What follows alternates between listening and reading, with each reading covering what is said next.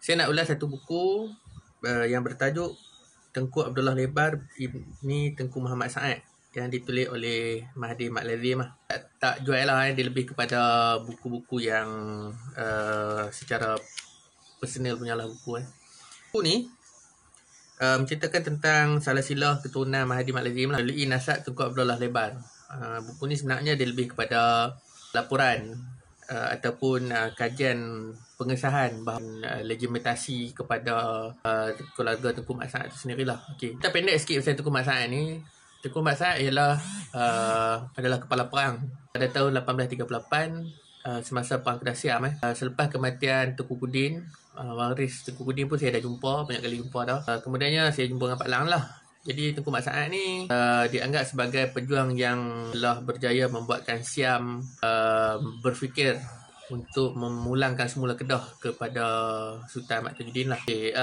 Tengku Mat Saad ni dia anak pada Tengku Daud, Daud bin Sultan Abdullah bin Sultan Muhammad Jua. Jadi dia dengan maknanya depa ni dengan Sultan Ahmad Tajuddin adalah sepupu lah. Daripada tu yang menarik dalam kajian ni, Pak Lang ni dia cuba ceritalah apakah sebenarnya yang berlaku dalam masalah bila menulis tentang keturunan Tengku Mat Saad. Sebab Tengku Mat Saad ni dikatakan makamnya tidak ada, makam dia tak ada itu walaupun didakwa berada di Permatang Pasir. Jadi Pak Lang ni dia cuba nak trace balik lah dia punya silsilah tu. Dia cuba cari balik di manakah makam Tengku Mat Saad. Tapi dalam ni tak ada lah cerita kan. Cuma dia lebih kepada anak kepada Tengku Mat Saad tu, iaitu Tengku Abdullah Lebar.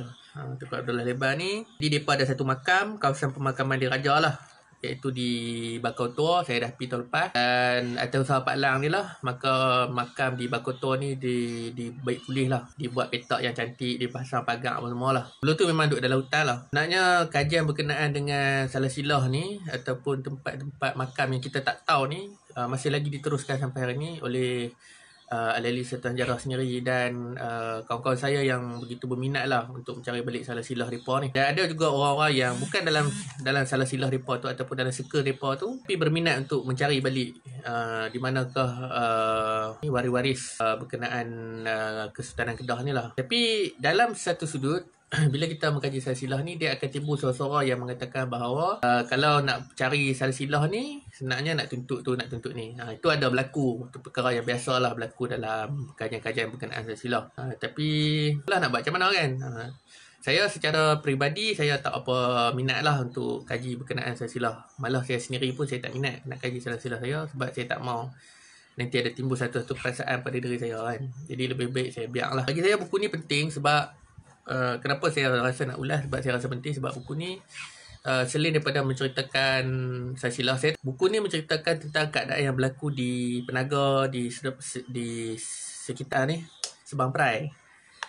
Jadi disebabkan tu saya hendak melihat kembali apakah yang berlaku kepada kawasan Seberang Perai selepas penyerahan Kedah pada tahun 1842 dan kemangkatan Sultan Kedah Sultan Ahmad Tajuddin pada tahun 1845. Berkenaan ni juga dia ada sebut pasal daerah Krian sikit lah. So daerah Krian ni pada tahun 1827 James Low telah berjumpa dengan Sultan Ahmad Tajuddin untuk berbincang semula tentang sempadan Krian. Sempadan Krian tu dulunya dikatakan milik Kedah.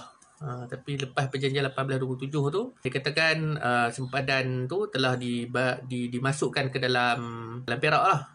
Dan kemudiannya pada tahun selepas kemangkatan Sultan Ahmad Tajuddin, anak dia ni Tengku Da'i ataupun dikenali sebagai Sultan Rashid II telah menyerahkan kawasan Krian tu kepada Perak lah secara rasminya, dan menyerahkan beberapa bahagian pula Seberang Perai kepada British. Jadi benda-benda macam inilah yang saya berminat lah. Saya lebih kepada kajian sepadan, melihat kepada keadaan sosio-politik, ekonomi yang berlaku pada masa tu lah, untuk mengesahkan bahawa untuk menguatkan bahawa Tengku Mat Saad ni adalah satu sosok yang lain. Sebab ada tiga, kalau ikut buku ni dia ada tiga. Dia ada tiga orang yang ada nama yang sama. Jadi inilah Pak Lang cuba cerita lah apa sebenarnya yang berlaku. Dan dia kata yang cuba menolak lah, katanya pendapat yang mengatakan kalau Tengku Mat Saad ni yang mati kemudian tu bukanlah daripada marga mereka. Daripada tu dia ceritalah tentang perjuangan Tengku Mat Saad di Pulau Soso, Pulau Telok tu lah. So benda ni pun jadi macam satu perkara yang penting juga, sebab di pulau-pulau yang ada di Kedah selain pada Pulau Langkawi ni, jarang sekali kajian dibuat tentang apakah peristiwa-peristiwa yang berlaku di pulau-pulau ni lah. Dia sebenarnya bukan tak banyak penulisan, dia ada disebut dalam beberapa rekod orang putih. Jadi laporan-laporan tu ada, cuma dia tak penuh. Dia sikit-sikit sajalah, dia akan cerita tentang ni sikit, tentang ni sikit. Jadi nak compile semua cerita tu, dia jadi ambil masa yang lama lah. Bagaimana contohnya dengan cerita Pulau Langkawi. Pulau Langkawi ni saya baca lama dah, tapi dia tak ada satu konkret cerita yang konkret apakah yang berlaku kepada Langkawi daripada tahun 1831 hingga 1838. Tapi bila kita kaji balik, kita tengok balik semua, kita cuba kumpul balik bahan-bahan dan maklumat-maklumat berkaitan dengan Langkawi dalam peristiwa Perang Gracia, dia adalah sedikit hint-hint yang beritahu. Macam contoh saya selalu cakap, Pulau Bunti tu bekas pelabuhan, kawasan pelabuhan. Lepas tu Pulau Kilim ataupun Pulau Tikuih, anak Tikuih tu dulunya tempat berhimpunnya lanun-lanun. Bukanlah lanun kan, sebenarnya mereka ni orang yang mempertahankan Kedah lah, berjuang untuk negeri Kedah lah. Tapi British kata mereka ni lanun lah. Dan beberapa bahagian lagi di Langkawi tu, semua benda ni kena ada satu kajian yang spesifik, yang kena bukan seorang tau, dia kena ramai-ramai buat. Dia kena orang ni sikit lah, dan fokus kepada pulau-pulau yang berada di Kedah tu sendiri lah. Daripada tu, dalam buku ni juga menceritakan tentang bagaimana keluarga Pak Lang ni lah, keturunan Tunku Abdullah Leban ni berpisah, apa semua, dia bawa diri lah orang kata. Dan mereka ni pun banyaknya asal daripada, ada yang duduk di Kuala Kedah, ada duduk di Penaga, ada duduk di Mahang, ada duduk di Belah Perak dan sebagainya lah. Tapi bila dia cerita yang menarik tu ialah bila dia cerita pasal Kuala Kedah di belah-belah Terbangau ni, saya rasa macam tiba-tiba rasa teringin jugalah. Kalau hampa minat berkenaan dengan, saya pun tak tekan cerita lama, kalau hampa minat buku ni, hampa beli PM Pak Lang, tanya dia berapa duit, hampa boleh dapatkan buku ni daripada dia sendirilah. Secara peribadi, saya baca buku ni, saya extract. Dia ada sebut jugalah, selain daripada Tengku Mat Sa'ad ni, ada beberapa lagi tunku ataupun kerabat-kerabat diraja yang terlibat dalam Perang Gracia ni lah. Ni mungkin cerita lisan, sebab dalam benih papers saya tak jumpa sangat nama-nama macam Tengku Senawi ni, tu adik kepada Tengku Mat Sa'ad lah. Lepas tu dan lain-lain tu, macam satu lagi ialah Tok Morris. Tok Morris ni pun saya tak jumpa lagi nama dia. Tu yang saya rasa macam pelik lah kan. Tok Morris ni satu watak yang famous juga dalam Kedah, dan ada waris-waris dia main PM saya. Tu dia ada sebut lah berkenaan dengan Datuk Shah Bandar Wan Daud dari Baling. Ni kan ada saya hint pasal Baling hari tu.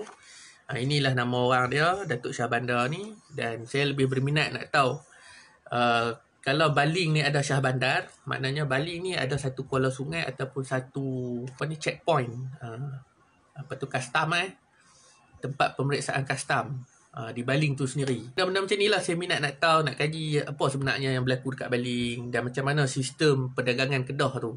Ni pada satu sudut lah. Boleh dapatkan buku ni. Makam ni ada di Masjid Bakau Tua, Kedapi dengan Ustaz Yusuf Esa, dan dia jadi kawasan khas lah. Okay, so sekadar itu saja daripada saya.